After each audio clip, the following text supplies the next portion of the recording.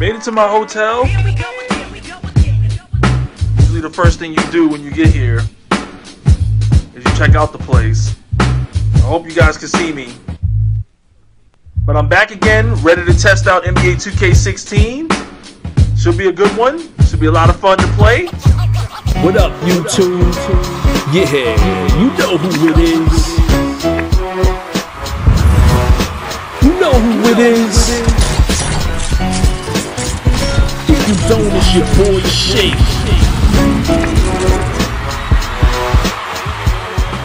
So what up, 2K fans? You know who it is.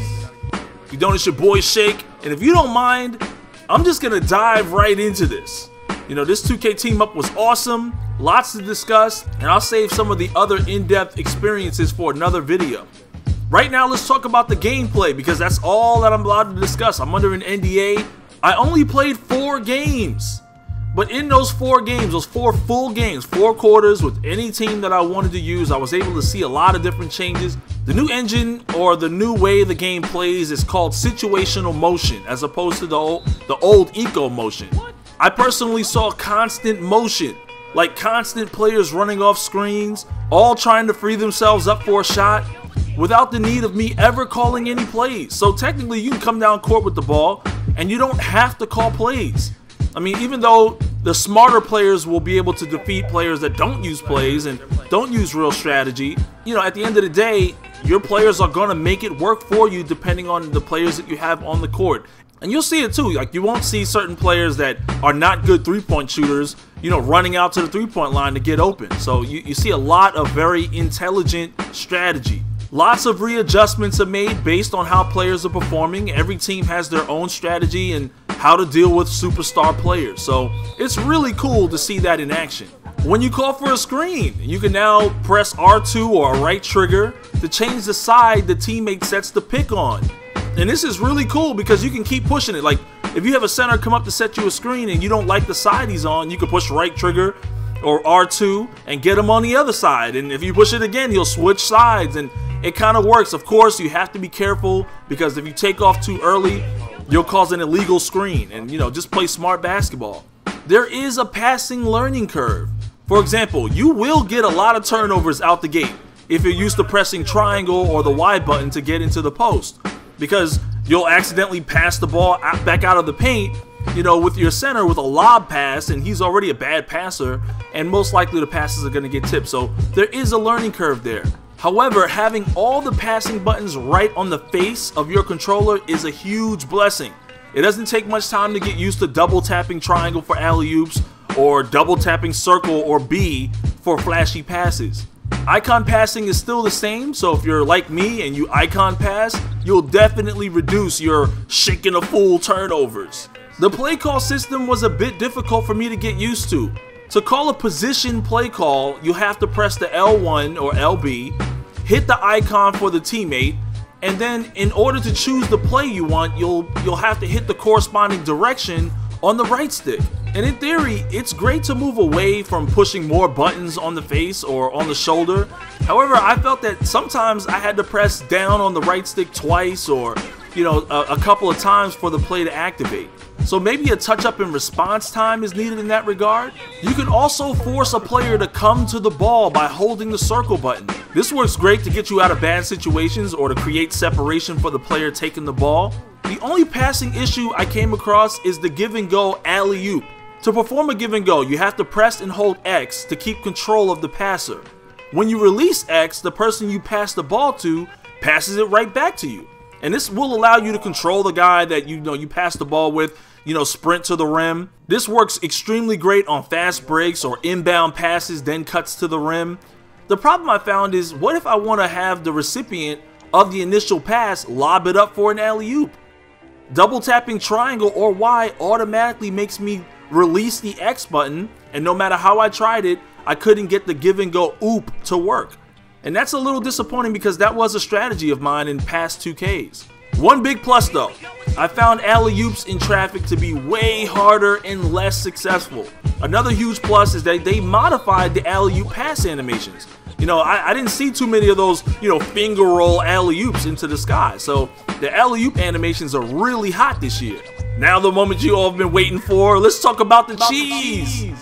I tried some of the typical 7-foot small forward, 7'2" demigod with a cowboy hat and goggles or Jerry curl throw, standard cheese ball tactics. What I found is that a lot of the moves that used to work in 2K15 either don't work at all in 2K16, or they will have very minimal success against bad defenders. Good examples? The behind the back exploits seem to cause more turnovers. If the defender is there, the ball comes loose. The hesitation, then the spin move exploit, you know, the one where you just, you know, you get to a corner, you hesitate, then you do a spin and there's no penalty if the defender's there. Well, if you spin and the defender is playing you on that side of your spin, the ball comes loose. Even worse, your player doesn't always seem to know the ball has come loose, so he continues the animation while the ball is going the other way. There's less annoying bump animations that show your mistakes. So basically, you'll be penalized doing these random spins and behind the backs into your defenders.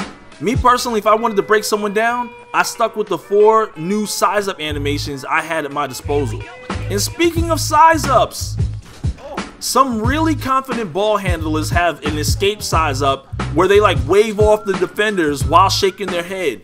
Like basically saying, back up everybody, I got this. You can break people's ankles with size up animations. In 2K15, people overused, you know, crossover number 2, you know, by simply running up the court with crossover, then a behind the back move combinations.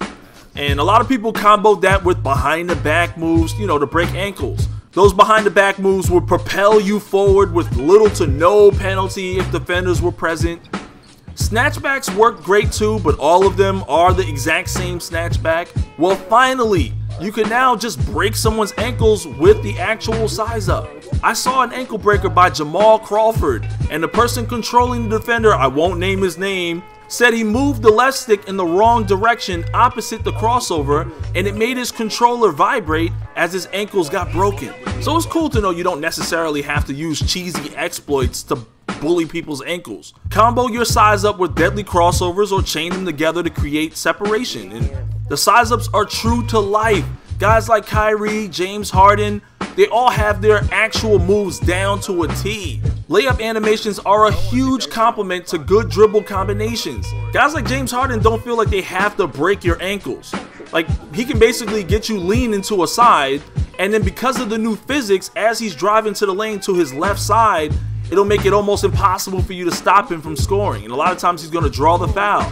Same thing with guys like Carmelo Anthony. He actually explodes forward when he does his layup animations, just like he does in real life. And he really likes to put his shoulder in between the defender and the ball when he does those layups, and when he explodes forward, it almost feels like it's impossible to block him.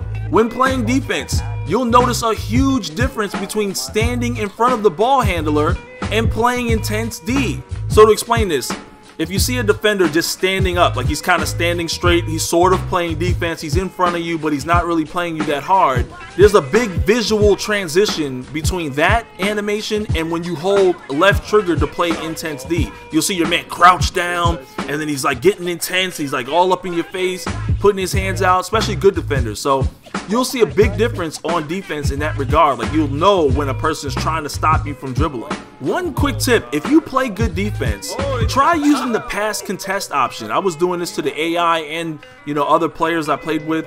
Most people don't use it, but it works to get a lot of tips on passes. All you have to do is move the right stick away from the dribbler when he's passing. So if you can predict a panic pass, you know, the ones where if you bump them and then you know they're just going to pass right after that because they're just scared, they don't know what's going to happen, then just move the right stick away from the dribbler and your man will get a hand up. And by doing so, you know, the pass contest, it kind of causes the trajectory of the ball to be altered, or even you can even tip the pass for a steal. Blocks are crazy this year.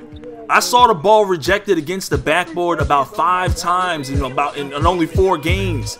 So play smarter. The bigs get a lot of love this year. It did feel a little excessive at times. However, shot block timing had to be taken into consideration. So well-timed shot blocks will yield you great success. But just try not to be afraid of somebody like Chris Paul chasing you down on a fast break. Bigs also attack the rim much faster. So offensive rebounds are devastating if there's a size advantage. Bigs also feel huge and powerful. Guys. See, that's the thing though. I hate playing a weak squad and then playing a good one. Weak squad and then playing a good one next. Oh, saw that? God, Y'all saw that? You know, they feel stronger. The new physics really shows in the paint.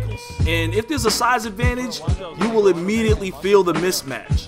And I know that you guys want to know about this. You know, I tried the cheese. I tried the dribble baseline for an open dunk cheese, and I just went out of bounds. The post spin double dribble didn't seem to work anymore. Looks like they addressed that issue. The baseline teleport reverse dunks didn't work. If you take charges under the rim, like you do that little take charge animation, that stupid cheese you guys do, the moment the ball is shot into the air, the game forces you out of that animation, so you can easily be boxed out and immediately rebounded over. You have a much lower percentage if you shoot off the dribble now. And again, this is how I saw the game playing with real players, like real players on real teams. I don't know how this is going to be when you guys create your My Career characters, but so far, shooting off the dribble wasn't as successful.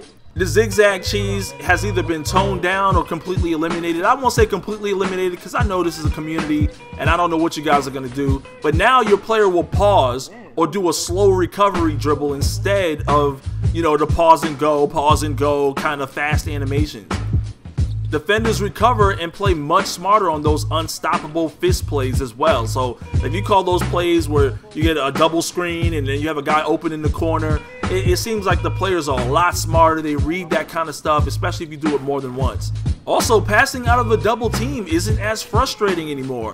You know, you won't be throwing the ball into the stands every time a double team comes. You will see smarter like wraparound passes or precise lob arcing passes. So, you know, if you get into a double team situation, you won't necessarily see your man, you know, going bananas even with a maxed out pass rating, throwing the ball into the crowd. Now, I was told that there are no more 7-foot small forwards or 7-footers with Kyrie size ups and behind the back moves, but I can't confirm this because I couldn't create a player in the time that I was there. A couple of takeaways. You know, shooting feels great. It feels less twitchy and more rewarding for playing smart. Defense is amazing, especially on-ball defense. You're literally shown a color-coded display that lets you know if you're playing good D. The physics are the most noticeable aspect of the whole game now. It feels like full physics and less animations. Just try not to force the issue, like over-dribbling and, you know, taking bad shots. If you play smart, you just won't get punished as much, and, you know, you won't see those kind of animations. But bad players, you know, and people that get frustrated, they're gonna see that kind of stuff happen, and it's just your fault if you're doing that. Now, my NDA doesn't allow me to express my thoughts on all the new features in NBA 2K16, but just try to imagine like one of those clown cars at a magic show where it seems like 50 clowns come sprawling out of a very small car. This might be the largest, most heavily featured based games I've ever seen, and I haven't even seen everything yet. Another vid is coming soon touching on the total experience itself. You know, conversating with Two Bros Gaming, B-Dub, Stacks, and your boy Chris Smooth. But until then, like the video if you thought this was informative, subscribe if you're new to the channel, and I'll be back with some more NBA 2K16 news for you guys later. And be sure to check me out on Twitter. All-Star 2! All-Star 2! Yay! Getting real close to legend myself.